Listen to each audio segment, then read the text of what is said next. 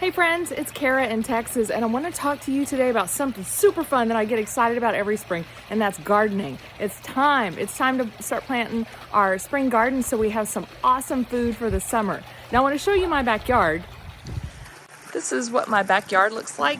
You can tell I don't have a whole lot of room for gardening, and this is all turf, and there's Shaggy right there. Hi Shaggy. So this is all turf. So we've got some pots all around the pool that we plant in. Those are bushes that got caught by the freeze, so they'll be coming back. They'll start coming back in another week or so. We've got a planter box over here that we've had for a couple of years.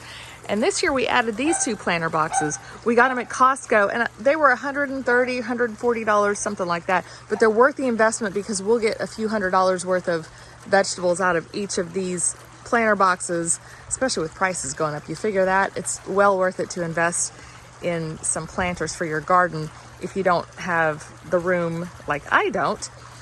Now it took two of us 30 minutes to put both of these together, and that's 30 minutes total. So it's like about 15, probably 20 minutes for the first one and 10, 15 minutes for the second one, just because we were learning. These have a good drainage. You can see the holes, it's already built in. They've got little insets there, so we'll be able to have a nice garden in here with all this drainage. We'll be filling it with soil and planting stuff probably sometime this week.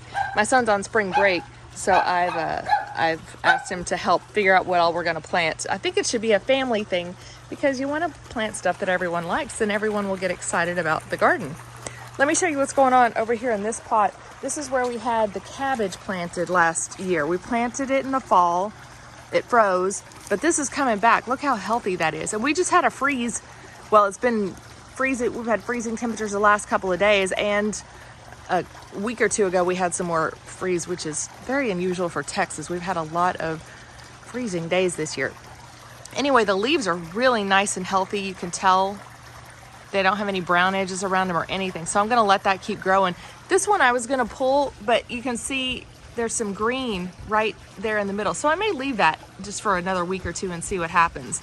We'll be getting all the weeds and leaves and stuff out of here just to start over nice and fresh.